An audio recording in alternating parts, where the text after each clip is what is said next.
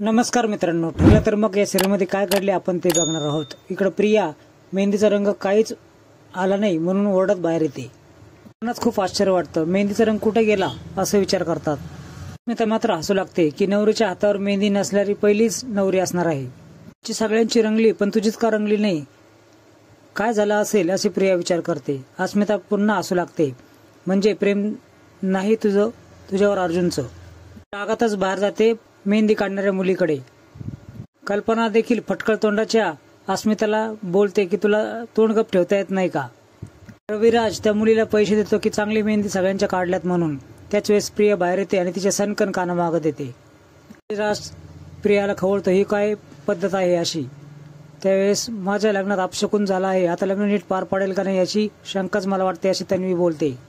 शंका व्यक्त करते त्या मुलीवर की तुला सायलीने सांगितलं होतं ना. त्याच वेळेस ती नाही बोलते. काही जणांची नाही रंगत असंही ती बोलते. त्याच वेळेस तन्वी पुन्हा कानामाग मारते. ऐकीत राहा, उद्धटपणे बोलू नकोस माझ्याशी असं बोलते.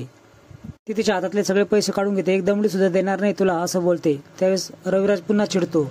पैसे काढून तिच्या हातात देते. त्यानंतर तन्वी तिला ढकलून देते. ती खाली पडते. रविराज पुन्हा चिडतो. उगाच तुझ्यावर सगळ्यांदेखत हात उचलायला लावू नकोस, नीट वाग असं रविराज बोलतो. विद्याची माफी मागते. जा बाळा इथून निघून असं बोलते. आजी बोलते, असं काय वागणं आहे तन्वीचं, सुधारेल ती असं कल्पना बोलते. विद्या सायली लिहून सगळं घडलेले प्रकार सांगते. काय राक्षसी प्रकार आहे असं प्रतिक्रिया सायली व्यक्त करते. ती रंगली नाही कोणी म्हणून थोबाडत मारता का, त्याचं असं वागणं आपण खूप जास्त सहन केलंय असं सायली बोलते. मी तिला वरचढ होऊ देणार नाही, शांत बसण्याचं बाद झालं माझं असं ती बोलते. अर्जुन स्वतःशीच बोलत असतो, मरेपर्यंत मी तुमचाच राहणार, तुमच्यावरच प्रेम करत राहणार. खूप इमोशनल होतो. सर्व पूर्वीचे क्षण आठवतात. ती गुपचूपपणे सुभेदारांच्या घरी येते. उघडताना तिला सर्व मागचे क्षण आठवू लागतात. तिच्या खिडकीपाशी सायली आलेली असते. इकडं तन्वी देखील बाहेर येते. तू माझी झोप उडवली आहे असं बोलते आणि हाताकडे बघू लागते. मेहंदी नसते. अर्जुनच्या खिडकीपाशी ती शिडी लावते.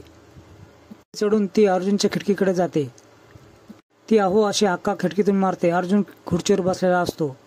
तुमच्याशी खूप महत्वाचं बोलायचं आहे असं ती बोलते. पूर्ण आजीच्या वाचनाखातीर तुम्ही हे लग्न करत आहात. पूर्ण आजीच्या जीवाला असलेला धोका टळला आहे. आता आपल्या लग्नाला कुणी नाकार देणार नाही. आता आपल्याला एकत्र होण्यापासून कुणीच थांबवू शकत नाही. खिडकीतून प्रिया लावलेली शिडी बघते आणि तिला संशय येतो की कुणीतरी घराकडे जात आहे. त्याच्याच ती पटकन बाहेर येते. सायलीचं बोलणं चालूच असतं. मी तुमचं लग्न प्रियाशी होऊ देणार नाही. सयांमुळे आपले घटस्फोट झाले देखील असतील, पण आपण पुन्हा लग्न करूयात. त्यावेळेस सर्वांच्या साक्षीने लग्न करेल. आपल्या नात्यावर कुणीही शंका घेणार नाही. त्यामध्ये मला तुमची साथ हवी आहे. बोला ना तुम्ही बोलत का नाही. अर्जुन मात्र झोपलेला असतो. काही ऐकलेलं नसतं. प्रिया मात्र शिडी खाली आलेली असते. ती सायलीला बघून खूप चिडते आणि शिडी हलवू लागते. हे खाली उतर असं बोलते. जोरदार शिडी हलवल्यामुळे सायली खाली पडते, पण ती पसाऱ्यावरच पडते. त्याच्यामुळे तिला काही लागत नाही. तू आता हद्दच पार केली आहेस. माझ्या नवऱ्याच्या खोलीमध्ये चोरून प्रवेश करत आहेस, ही अशा रात्रीच्या वेळेस. आता पोलिसांनाच मी बोलवते. ती मात्र घाबरत नाही. तू करतेस कमी करू फोन पोलिसांना असं सायली बोलते. माझं घर काय बोलत आहेस, तुला इथून हाकलून दिलं आहेस ना. आता घटस्फोट देखील झाला आहे, मग तुझं घर कसलं असं तन्वी बोलते. काय वाटतं, तू असं करून माझं आणि अर्जुनचं लग्न मोडशील. खाली कर असं सायली बोलते. माझे माणसं झोपले असतील असं बोलते. वागण्यामुळे माझ्या माणसाला त्रास झाल्यावर मला मुळीच आवडणार नाही. सर सगळं आता हे, आणि अर्जुनच्या आसपास देखील फिरकू नकोस, नाही माझ्या एवढं कोणीच वाईट नाही असं तन्वी बोलते. कोणासाठी हात पुढं करते. त्याच वेळेस सायली तिचा हात बघते. मेहंदीच तुझ्या हातावर नाहीये. तुझं ज्याच्यावर लग्न आहे त्याचं तुझ्यावर प्रेमच नाहीये असं ती बोलते. स्वतःच्या हातावरची मेहंदी दाखवते आणि अर्जुनचं नाव देखील दाखवते. मी बोलते याचा तुझ्याशी काहीच संबंध नाही. त्यानंतर सायली तिचा हात पिरगाळते. तू कोण आहेस संबंध विषयी बोलणारी, प्रेम कधीच लपत नाही असं सायली बोलते.